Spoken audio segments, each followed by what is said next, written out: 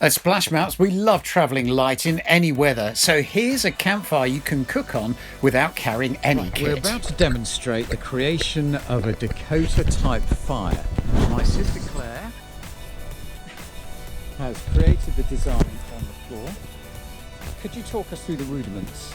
Okay, well there's one hole here, that's where that's going to go, and there's going to be another beautiful hole here.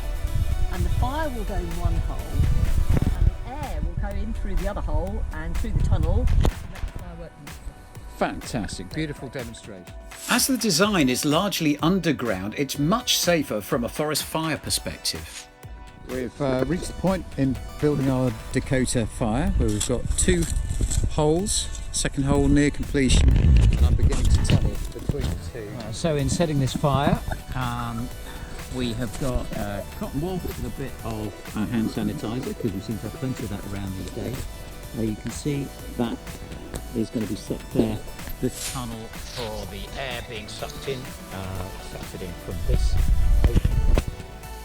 Water available just in case things get out.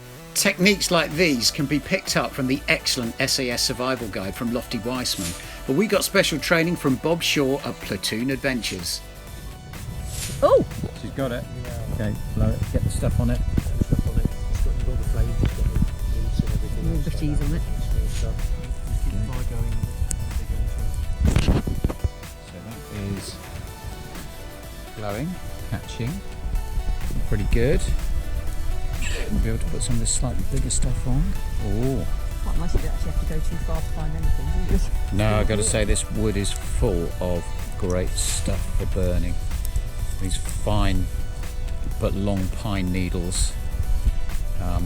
So right now what's happening is this fire is going vertically upwards in a very nice column, thanks to the air being sucked through. So, and over there you can see the view through the tunnel to the fire. So what we can do now is put a grill of green woods over the top here, and we could boil a kettle on it, for example. And that is a fire.